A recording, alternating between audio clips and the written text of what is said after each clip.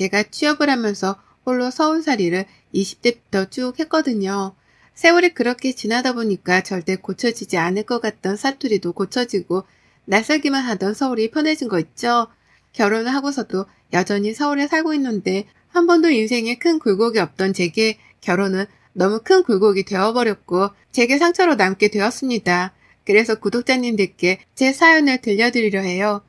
부산에서 나고 자란 저는 여러 사업을 성공적으로 하시던 친정아빠 덕분에 부족함 없이 살았습니다. 부산에서도 부자 동네로 불리는 곳에서 살았었죠. 그렇다 보니 돈에 대한 어려움을 겪어본 적이 없었고 제가 하고 싶은 건 다 할 수 있었기에 딱히 어려움을 겪어볼 일이 없었어요.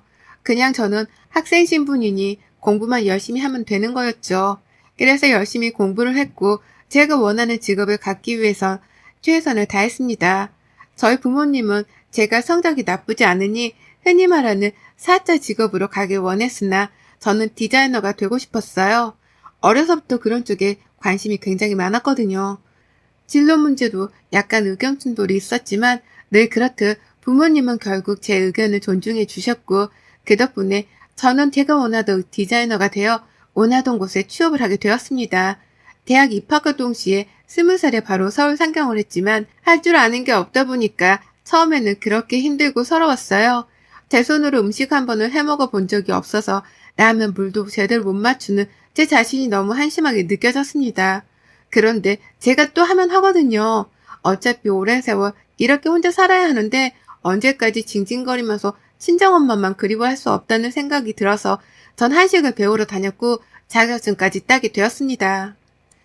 그러다 보니 어지간한 음식들은 집에서 쉽게 해먹을 수 있었고 제가 잘 모르는 음식이 있을 때 검색을 해서 레시피를 보면 아, 이거구나 하고 감을 잡을 수 있었어요. 이런 저를 보고 저희 부모님께서는 대단하다고 하셨죠. 음식을 해먹기 위해 자격증까지 따냐고 말입니다. 근데 이게 처음에는 먹고 살기 위해서 배운 거긴 한데 막상 자격증 준비를 하면서 은근히 스트레스도 풀리고 재밌어서 흥미롭게 했었죠. 이외에도 살림하는 것들 하나하나 제가 알아보고 찾아내가며 그렇게 제 삶을 살았어요. 원래 처음에는 아무것도 못하는 제가 너무 걱정되니까 저희 친정엄마가 서울로 홀로 올라오실까 생각을 하셨습니다. 그러나 저희 아빠께서는 우선 두고 보라고 했다고 해요. 제가 해낼 줄 알았다고 하시는데 그렇게 할 수 있도록 기회를 주고 믿어주는 부모님이 있으니까 제가 한심한 제 자신을 버릴 수 있지 않았나 싶습니다. 취업을 하고서는 내내 평범한 직장인의 삶을 살다가 연애를 시작했어요. 20대 중반에 걸쳐 만난 남편과는 제법 어른스러운 연애를 하는 것 같았습니다. 이전의 연애는 조금 애들 사랑놀이 같았다면 말이죠. 전 그런 점이 너무 마음에 들었고 나이대에 걸맞는 성숙한 연애를 하는 현재의 우리의 모습이 너무 좋았어요. 남편과 3년 넘게 연애를 하면서 당연히 결혼 생각도 하게 되었습니다. 30살이 되면 하자고 늘 그렇게 말을 했었죠. 30살이 다가올 때쯤 이제 서로의 경제적인 부분에 대해서도 공유를 해야겠다 싶어서 제가 남편에게 진지하게 물어봤습니다. 현재 모은 돈은 어느 정도 있고 집에 들어가는 돈이 있는 건지 독립을 완벽히 한 건지와 빚은 없는 건지 등등에 대해서 물어봤어요. 오늘은 우리 미래를 위해 아주 진지하게 얘기를 해보실까요? 우리가 30살쯤 결혼하기로 했고 그 나이가 다가오고 있으니까 이제 서로 경제적인 부분에 대해서 공유해야 한다고 생각하거든. 그래서 현재까지 모은 돈이나 빚이 있는지 없는지도 공유하고 집에 따로 돈이 들어가는 건지 아니면 완벽하게 독립을 한 건지 이런 것들을 서로 공유했으면 좋겠어. 아, 그치. 당연히 공유해야지. 나도 그렇게 생각하고 있었어. 근데 너무 갑작스러워서 당황스럽긴 하네. 당황스러울 게 뭐가 있어. 있는 그대로를 오픈하는 건데 내가 말 꺼냈으니 나부터 할게. 나는 내 앞으로 30평대 아파트 부산에 하나 있고 모은 돈은 1억 6천 있어. 그리고 빚은 따로 없고 집에 들어가는 돈도 아예 없이 경제적으로 독립했어. 당신은? 아니, 당신 돈 정말 잘 모았네? 그리고 집도 있었어? 아빠가 주신 건데 그거 세받는 것도 있고 버는 것도 있었지. 근데 그런 거에 비하면 많이 모은 것도 아니지. 내가 잘 쓰기도 하니까. 내가 말하면 당신 실망할 것 같은데?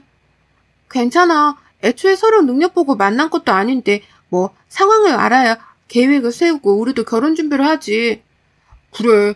그럼 나는 모아놓은 돈은 여기 보이겠지만 4천만 원 정도고 집에 들어가는 돈은 따로 없긴 한데 가끔 엄마 용돈 드릴 때 있긴 하고 빚은 8천만 원 있어. 어? 아니 다른 걸 다 떠나서 빚이 왜 8천이나 있어? 아, 내가 철없을 때 차를 무리하게 할부로 샀는데 그거 아직 갚고 있거든. 실망했지. 솔직히 실망스럽긴 하네. 나보다 한 살 많은데 아무리 그래도 4천만 원 뿐이고 빚이 배로 있다고 하니까 막막하긴 한데 뭐 어떻게 할지 잘 생각해보자. 저는 이날 너무 놀랐습니다. 왜냐면 남편이 저보다 한 살 많은 걸 다 떠나서 평소에 경제관념이 완전 바뀐 사람처럼 행동을 했었거든요. 사실 제 또래에 비해서 저는 저축을 많이 해둔 상황이었습니다. 제 친구들과 비교를 했을 때요. 물론 앞밖에서 주신 도움도 있고 하니 그럴 수 있지만 그런 걸 떠나서 워낙에 남편이 연애할 때 내내 우리 나이쯤 되면 1억은 돈도 아니다. 당연히 모아야 한다. 늘 이런 식으로 말을 했었기 때문에 제가 한참 부족할 줄 알았습니다. 그래서 남편과 연애를 하면서 더 열심히 저축하려고 노력을 했거든요. 정말 사랑하는 사람인데 혹여나 저를 철없이 느낄까 봐서요. 그러나 이건 완전 다른 결말이었고 당황스러움에 집에 가서도 한참을 생각했습니다. 빚이 8천이면 솔직히 지금 모은 돈이 4천이라고 해도 결국 마이너스 4천만 원이라는 소리인데 이 상황에 결혼을 어떻게 하려고 했을까 싶었어요. 그치만 또 한편으로는 본인이 철없을 때 저지른 실수라고 솔직히 말해주고 갚아나가고 있는 남편에게 쓴소리만을 할 수는 없었습니다. 결국 저는 복잡한 여러 생각을 하고 남편과 대화를 했어요. 내가 그날 얘기하고 생각을 해봤거든. 다 빼고 우선 빚 있는 것부터 빨리 떨궈내. 그럼 오빠는 돈 한 푼 없이 빚 4천만 원이 남는 거야. 그치? 오빠는 빚이 절반으로라도 떨궈져야 부담이 덜하니까 우선 그렇게 하고 결혼 비용이나 이런 걸 최소한으로 준비를 해보자. 그리고 당장 급한 거 아니니 천천히 준비하는 걸로 하고 집은 내가 알아서 할게. 미안해. 내가 너무 능력이 없어서 정말 미안해. 오빠가 능력이 없어서 미안한 게 아니라 난 솔직히 제일 실망한 건 내내 나한테 경제관념 어쩌고 막 그랬으면서 실상은 이랬다는 게 뭔가 날 속인 것 같아서 그게 싫고 그 모습이 실망이었어. 2번 다시 나한테 허세 부리거나 거짓말 같은 건 하지 말아줘. 나 진짜 정말 싫어해. 그래 알겠어 진아야. 고마워 이해해줘서. 결국 남편과 저는 예정했던 것보다 1년 더 뒤에 결혼을 하게 되었습니다. 물론 집은 제가 구했고 식장도 최소한의 비용으로 제가 있는 돈을 다 쓰지 않는 정도로 적당히 결혼하게 되었죠. 그리고 결혼과 동시에 경제권은 제가 갖기로 했어요. 아무래도 남편은 경제관념이 부족해 보였고 불안했습니다. 이때가 남편이 빚이 1,000 얼마 정도 남아있는 상황이었는데 솔직히 대신 갚아줄 수 있었지만 본인이 저지른 일에 대한 책임은 스스로 지는 것이라고 배웠기에 냅뒀어요. 남편이 급여를 받으면 제게 전액을 입금하고 서로 의심의 씨앗이 생기지 않는 게 좋으니 급여를 받은 전액이 찍힌 잔액을 찍어서 보내라고 했습니다. 급여가 오를 수 있고 보너스를 받을 수도 있으니 말이죠. 물론 그런 보너스까지 제가 다 강압적으로 관리를 한 건 아니었으나 이렇게 딱 잡아둬야 습관이 생기겠다 싶었어요. 남편 역시 불만 없이 따라줬고 그렇게 해준 만큼 저 역시 출처를 10원 하나까지 분명하게 밝혔습니다. 각자 급여에서 공동생활비를 제외하고 남은 돈은 어떻게 쓰든 터치하지 않았어요. 대신 남편은 용돈을 빼고 빚 갚는 것 빼고 모으게 했습니다. 저축하는 것도 사람이 습관이 돼야 하는 거지 안 그럼 정말 못하거든요. 그렇게 남편과 문제없이 잘 살았습니다. 물론 아이를 낳지 않았어요. 남편은 정말 사랑했고 이 사람이다 싶어서 결혼한 건 사실이었으나 막상 결혼을 해서 보니 신모가 걸리기도 했고 남편의 모습을 조금 더 지켜보고 싶었습니다. 애딸린 이혼녀가 될 바에는 그냥 이혼녀가 되고 싶었거든요. 만약에 상황이 생긴다면 말이죠. 처음에 저희가 결혼했을 때 경제권을 제가 갖고 있다는 걸 알게 된 시모는 굉장히 불편해하며 제가 막 이런 말까지 했습니다. 아니 요즘 세상이 어떤 세상인데 남자 호주머니를 딱 쥐어잡고 살려고 하니 너네 부모님이 그렇게 살았어? 그거 보고 배워서 그런 거냐? 요즘은 각자 관리하지. 너처럼 남편 돈 쥐고 흔들지 않아. 그렇죠. 그럼 서로 편하고 너무 좋겠죠. 저 역시 그걸 바랬어요, 어머님. 그런데 이 사람 경제관념이 너무 부족해서 당장 빚 갚는 것도 더 빨리 갚을 걸 여태 질질 끌었던 거고 모은 돈 하나 없이 저랑 결혼한 거잖아요. 나이가 몇인데 언제까지 그렇게 살겠어요? 당장 힘들어도 저지른 게 있으니 참고 버텨야죠. 그래야 사람답게 살지 않겠어요? 뭐라고? 너 지금 내 아들이 지금은 사람답지 않다는 거냐? 지금 사는 게 사람답게 살지는 못하잖아요. 법만큼 누리지도 못하고 족족 빚 갚고 있는데 본인은 얼마나 힘들겠어요? 전 그걸 말하는 거예요. 이 사람이 어느 정도 습관이 길러져야 저도 믿고 넘겨주죠. 그게 아니면 전 절대 그 사람한테 돈 못 줘요.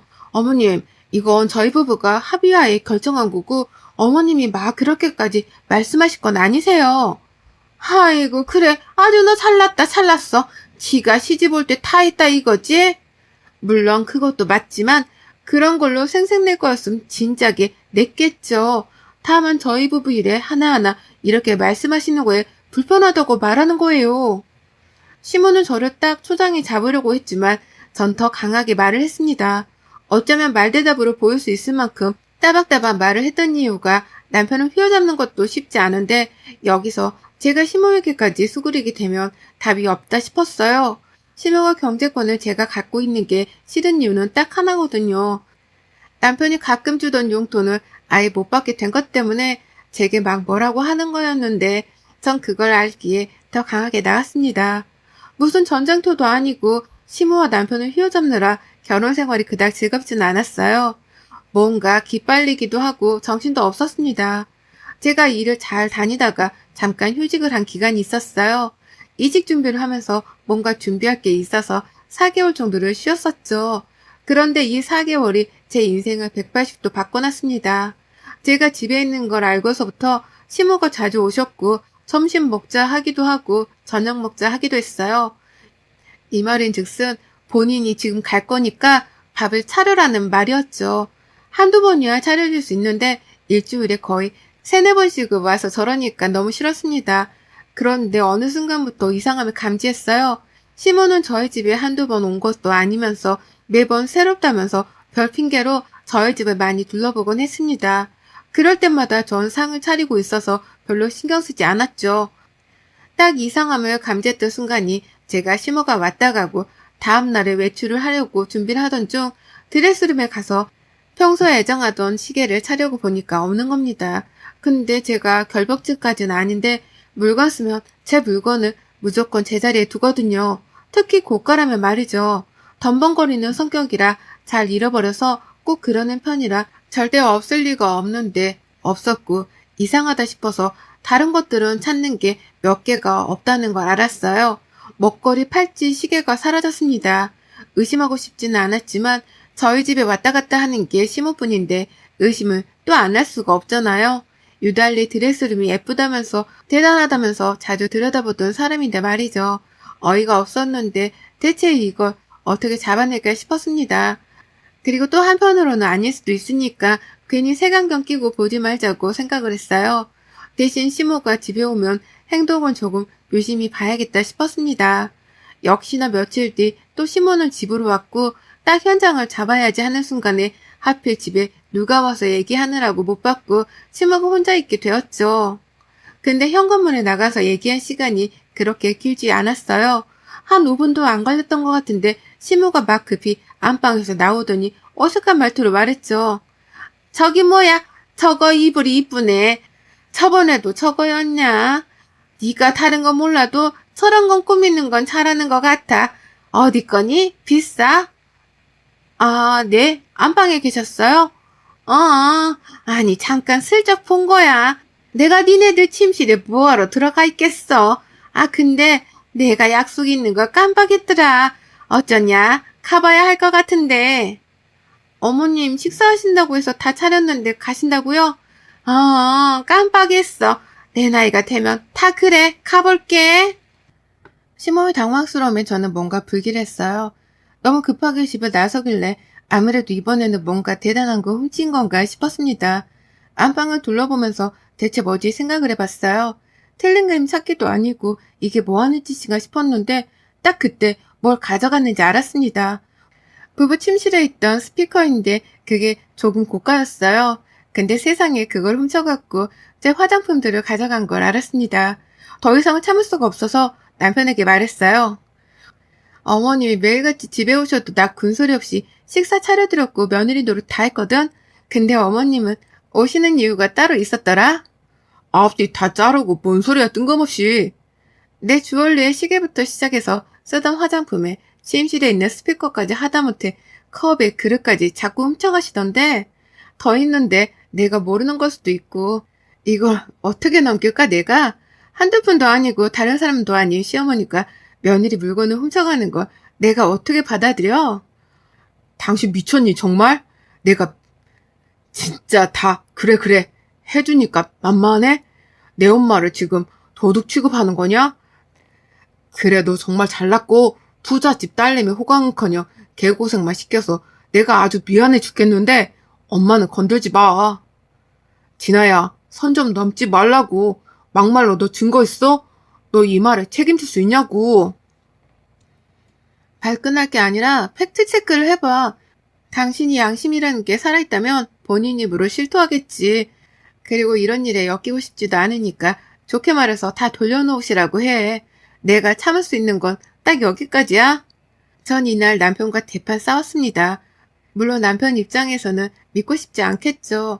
본인 엄마가 도둑질을 했다는 사실을요. 그러나 팩트인 걸 어쩌겠어요. 분명 남편은 시모에게 전화를 할 거고 시모는 방방 뛰면서 난리를 치겠죠.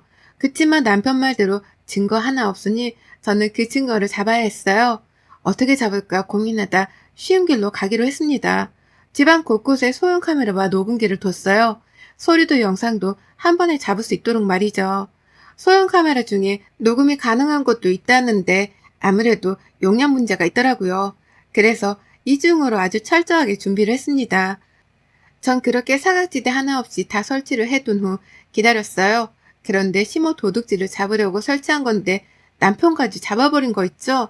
진짜 생각도 못했는데 주제도 모르고 이놈이 바람을 피고 있던 겁니다. 와, 정말 이건 예상에도 없던 일인데 이렇게 된 거 2마리 토끼를 한꺼번에 잡고 아주 몰살시켜야겠다는 생각을 했어요. 제가 집에 없으니 상간녀와 스피커로 아주 당당하게 통화하는 그 목소리가 녹음이 되어 제가 알게 되었죠. 그래서 전 친정에 일이 생겼다는 핑계로 부산에 일주일 정도 있다 와야 한다고 아예 자리를 깔아줬어요. 그러자 시모는 본인을 도둑 취급하고 어딜 도망가냐고 방방 뛰었지만 제가 아주 급한 척 부산 다녀와서 얘기를 하자고 하고 말았습니다. 그렇게 전 일주일간 정말 친정집에 갔고 모든 사실을 친정 부모님께 말씀드리고 친정아빠 지인 중 변호인이 계셔서 도움을 받기로 했죠. 딱 그렇게 일주일 지내고 가봤더니 시모는 낮에 와서 정신없이 도둑질하고 있고 남편 놈은 아예 상간녀를 집에 데려와서 살림까지 차려놨더라고요. 전 이 영상을 변호사분께 바로 넘겼고 바로 상간소송, 이혼소송과 더불어 시모를 절도죄로 고소했습니다. 마지막으로 끝내기 직전에 살던 집 TV에 도둑질하는 장면과 바람피는 모습들이 담긴 영상을 제가 손수 재능 낭비해서 영상으로 만들었거든요. 그걸 틀어두고 시모와 남편에게 보여줬습니다. 그리고 말했죠. 어디서 거지 같은 개념 없는 놈 사랑이랍시고 받아줬더니 애미는 또 도둑년이네. 이래서 끼리끼리 논다는 말이 있는 거야. 진짜 저것 좀 봐. 하다못해 냉장고에 있는 마스크팩까지 훔치셨어요, 어머님. 저게 얼마나 한다고. 진짜 지질이 궁상이다. 야, 민수야. 네 애미 마스크팩 하나 좀 사드려라. 오죽 갖고 싶었으면 며느리 집 냉장고를 털어서 팩까지 훔쳐가냐? 너 지금 뭐라고 했어, 도둑년? 나한테 한 소리야? 이게 위아래도 없나? 저 영상 조작한 거지? 난 절대 훔친 적 없어. 어디서 모함을 하고 있어? 엄마 조용히 해. 뭘 조용히 해? 지가 돈 좀 있으면 다야? 사람을 도둑 취급하고 개무시하고 내가 미치지 않고서야 뭐가 부족해서 며느리 물건을 훔치겠냐? 이 정도면 뻔뻔한 게 아니라 머리에 문제 있는 거 아니세요? 본인이 뭔 짓을 하고 다니는지 기억을 못하는 거 아닌가? 대박, 조작이래. 김숙희 씨, 정신 똑바로 차리고 사세요. 그 나이 쳐드시고 도둑질이 웬 말이야. 어우, 나 범죄자 가까이에서 처음 봐서 너무 신기하네. 전 그렇게 시모와 남편에게 시원한 복수를 해주고 남편 눈 짐을 확 던지며 쫓아냈어요. 그러나 남편은 이혼하면 본인이 손해라는 거 너무 잘 알았기에 빌고 또 빌고 매달렸죠. 그러면서 시모에게 제발 조용히 하라고 언성을 높였어요. 여보, 진짜 미안해. 2번 다시 안 그래. 저 여자 꽃뱀이야. 내가 홀린 거라고. 바로 정리하고 살게. 진짜 미안해. 엄마 일도 내가 대신 사과할게. 꽃뱀이고 나발이고 어디서 그 더러운 손으로 내 몸을 만져? 당장 네 도둑 애미 데리고 내 집에서 나가. 1분 안에 안 나가면 바로 경찰 부를 거야.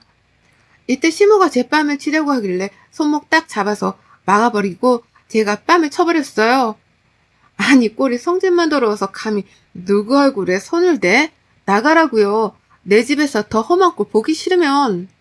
그 뒤로 이혼소송뿐 아니라 상간소송에서도 위자료를 아주 두둑하게 챙겼어요. 또한 시모에게는 절대 합의를 해주지 않았고 결국 처벌을 받게 되었습니다. 전 지금은 이혼하고 아예 돌싱의 삶을 즐기면서 살고 있는데 한편으로는 시간이 아깝다는 생각이 들지만 후회는 하지 않으려고 해요. 사랑했던 건 사실인데 후회를 자꾸 하면 제 마음이 더 힘들더라고요. 그냥 깨끗하게 잊으려 하고 생각나면 욕하면서 살고 있답니다. 여러분의 생각은 댓글로 남겨주세요. 오늘도 시청해주셔서 정말 감사합니다.